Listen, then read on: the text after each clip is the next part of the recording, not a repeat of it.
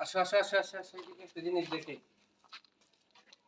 এই যে একটা জিনিস পাওয়া গেছে, এই যে এখানে, এই যে, সালামু আলাইকুম, সবাইকে ভিডিওতে স্বাগত জানাচ্ছি। তো একটা নতুন পুরাতন জিনিসটাকে আবার নতুন করে পরিচয় করিয়ে দিচ্ছি। এটা অনেকেই হয়তো চিনতে পারেন, নাও চিনতে পারেন। নতুন প্রজন্মের বাচ্চা কাচ্চারা হয়তো চিনবে না, যারা 90 দশকের আছেন তারা চিনবেন। তো 90 দশকে সারা বাংলাদেশে বিদ্যুতায়ন হয়। তো এই বিদ্যুৎ আসার পর এটার একটু কার্যকারিতা কমে গেছে। তো এটার নাম হলো বাতি, আলাউদ্দিনের চেরাগ। এটা ঘষা দিলেই কিন্তু আগুন জ্বলে এমন না। তো এটার ভিতরে আগে কি দিতে হয়, তেল, তারপর সলতে দিতে হয়। সলতেটা এই সলতেটা বাজারে কিনতেও পাওয়া যায় অথবা পাট দিয়ে বানানো হয়।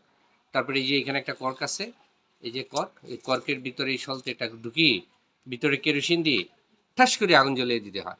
তারপর এটা জ্বলতে থাকে। এটার নাম খুপি বাতি। ওকে, থ্যাংক ইউ ভেরি মাচ। এই খুপি বাতির সাথে পরিচয় করে দিলাম। এটা আমি ভাঙা ঘরের নিচে পেলাম। তো এখানে আগে ঘর ছিল, একটা কাঠের দোতলা, এখন এটা ভেঙে ফেলা হয়েছে। আর এই কাঠের দোতলাবাসী এখন এই যে এই ভবনে চলে গেছে।